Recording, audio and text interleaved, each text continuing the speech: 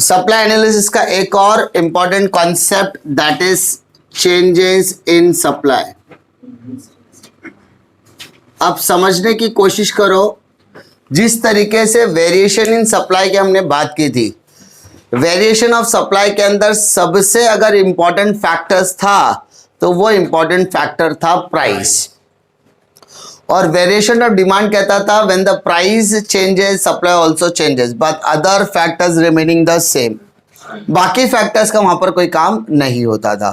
But यहां पर changes in supply की जब हम लोग बात करेंगे तो चेंजेस इन सप्लाई कहता है प्राइस रिमेन कांस्टेंट। प्राइस जो रहेगा वो हमेशा क्या रहेगा, यहां पर constant, but supply gets changes. Supply क्या होगा, चेंजेस होगा due to other factors, due to other factors. यानी यहां पर प्राइस जो रहेगा हमारा सेम रहने वाला है, लेकिन जो बाकी के फैक्टर्स होंगे वो सारे फैक्टर्स चेंज होते रहेंगे। उन सारे फैक्टर्स के चेंज होने की वजह से आपके सप्लाई पर फर्क पड़ेगा। मान लो आपके मिल्क का प्राइस 41 रुपीज है, 1 लीटर का आपको 41 रुपए का पड़ता है, तो यहां पर प्राइस आपका वही रहने वाला है। लेकिन कभी कभी ट्रक अटक गया, कभी टेक्निकल इशू हो गया, कभी सप्लाई नहीं हो पा रहा है, कभी प्रोडक्शन नहीं हो पा रहा है, तो वो सारे फैक्टर्स की वजह से आपके दरवाजे तक आपका दूध पहुंचा ही नहीं। तो इसका मतलब प्राइस बढ़ गया? नहीं, प्राइस तो वही रहेगा, लेकिन अदर फैक्टर्स, बाकी के फैक्टर्स में कुछ प्रॉब्लम्स होने की वजह से, गवर्नमेंट पॉलिसी या वहां के लोग हड़ताल पर चले गए, वो सारी चीजें होने की वजह से आपके दरवाजे तक आपके प्रोडक्ट का सप्लाई नहीं हो पाया।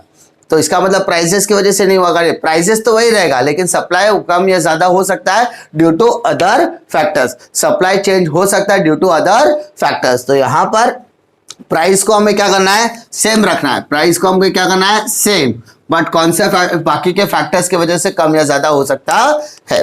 ठीक है, तो यहां पर दो तरीके के सप्लाई आपको देखने के लिए मिलेंगे। एक होगा आपका इंक्रीज इन सप्लाई, सप्लाई में इंक्रीमेंट हुआ, और एक होता है आपका डिक्रीज इन सप्लाई। सप्लाई कितने तरीके के, यहां पर चेंजेस इन डिमांड में दो तरीके, या तो इससे सप्लाई इंक्रीज होगा या तो सप्लाई डिक्रीज होगा। तो एक हो गया आपका इंक्रीज इन सप्लाई, दूसरा हो गया आपका डिक्रीज इन सप्लाई। अब ध्यान देते हैं कैसे समझ में आएगा। एक एग्जाम्पल के सॉल्व करने के लिए एक डायग्राम बना था छोटा सा, तो आपको समझेगा कि किन चीजों के ऊपर बात हो रही है। यह हमारा प्राइस दिखाएगा, यह हमारा क्वांटिटी सप्लाई दिखाएगा। अब हम क्या बात कर रहे हैं कि भाई हमारा प्राइस क्या रहना चाहिए, सेम। प्राइस हमारा क्या रहेगा, सेम। और यहां पर मैंने एक क्वांटिटी सप्लाई बना दी जो हमारा सेम रहेगा। पहले ये इनिशियल लेवल है, ये मेरा कौन सा लेवल है, इनिशियल। तो यहां पर मैं डायग्राम जब बनाऊंगा तो मेरा एक सप्लाई कर्व इस तरीके का होगा। अब मैं क्या हो रहा, प्राइस मेरा सेम होना चाहिए, प्राइस मेरा क्या होना चाहिए, सेम। अगर मेरा सप्लाई बढ़ता है, अगर मेरा सप्लाई बढ़ता है तो उसको Q1 बोलेंगे। तो अब मेरा जो सप्लाई कर्व है वो किस इस तरीके से जाएगा, है ना, S1 और S1। तो मेरे को बताओ, ये पहले A पे था, अब कहां पे शिफ्ट हो गया, B पे। तो मेरा सप्लाई क्या हो गया, इंक्रीज हो गया। सप्लाई क्या हो गया, इंक्रीज। सप्लाई Q से Q1 की तरफ शिफ्ट हो गया ना, तो इसका मतलब सप्लाई मेरा क्या हो गया, इंक्रीज हो गया। इसको बोलते हैं इंक्रीज इन सप्लाई। क्या बोलेंगे इसको, इंक्रीज इन सप्लाई। अंडरस्टूड। अब सेम डायग्राम आप अगर यहां पर फ्लो करोगे,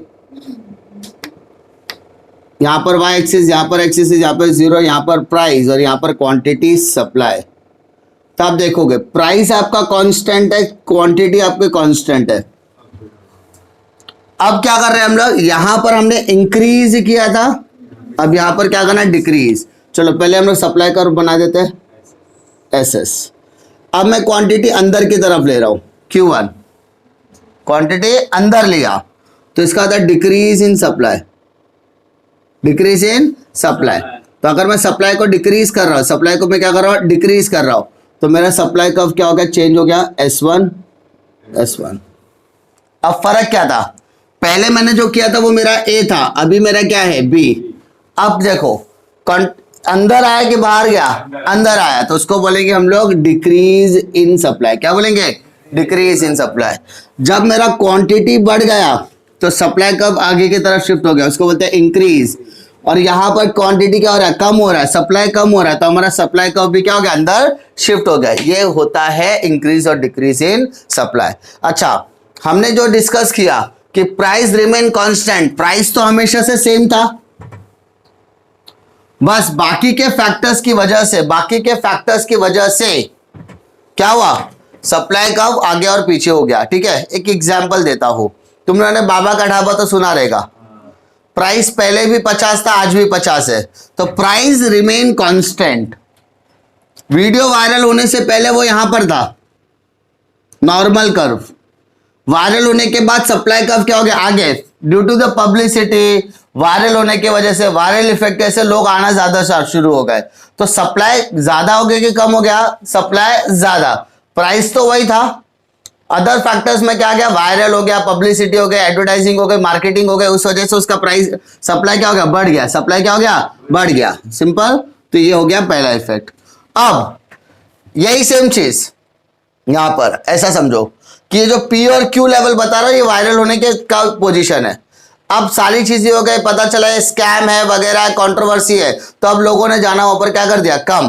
प्राइस तो पहले भी 50 था, आज भी 50 है, बस अब सप्लाई क्या हो गई? थोड़ी सी कम हो गई। अंडरस्टूड? ये दो फर्क है। यानी यहां पर प्राइस आपके लिए इंपॉर्टेंट नहीं है, प्राइस के अलावा बाकी के फैक्टर्स इंपॉर्टेंट है। चाहे वो टेस्ट हो सकता है, हैबिट हो सकता है, प्रेफरेंस हो सकता है, फैशन हो सकता है, ट्रेंडिंग हो सकता है, कुछ भी हो सकता है, लेकिन वहां पर प्राइस आपके लिए मैटर फिलहाल नहीं करता। सिंपल। अभी कोई होता है नया, कोई नई जगह पर जाता है, तो नई जगह पर जाने के बाद वायरल देखता रहे बहुत अच्छा चीज है, तो प्राइस वहां पर तो पहले भी वही था, आज भी वही है, बस फर्क क्या होता है कि सप्लाई कभी ज्यादा होगी, सप्लाई कभी कम होगी। कभी कोई फैक्टर्स फेवर में निकल गए तो सप्लाई ज्यादा करना है। जैसे बोलते हैं ना, मिठाई की दुकान पर जाओ तो कुछ ऐसे प्रोडक्ट होते हैं जिसका प्राइस पहले भी वही था, एमआरपी वाला प्रोडक्ट मालूम है, हल्दीराम का सोन पापड़ी खरीदे जाओ, फैशन हो या ना हो, दिवाली हो या ना हो, प्राइस तो वही रहेगा, प्राइस तो वही रहेगा। बस फर्क क्या है? त्योहार आ गया, दीपावली आ गई, कुछ भी आ गया, सोन पापड़ी लोग ज्यादा खरीदते हैं, तो सप्लाई कर्व क्या हो गया? बढ़ गया। प्राइस वही है, बाकी सारी फैक्टर्स क्या करते हैं? चेंज।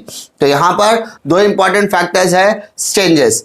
अब बता दो वेरिएशन और चेंजेस में क्या फर्क है। वेरिएशन ऑफ सप्लाई के अंदर प्राइस सबसे इंपॉर्टेंट फैक्टर था, बाकी के सारे फैक्टर्स चेंज थे, सॉरी कांस्टेंट बोला था, प्राइस को इंपॉर्टेंट दिया गया था।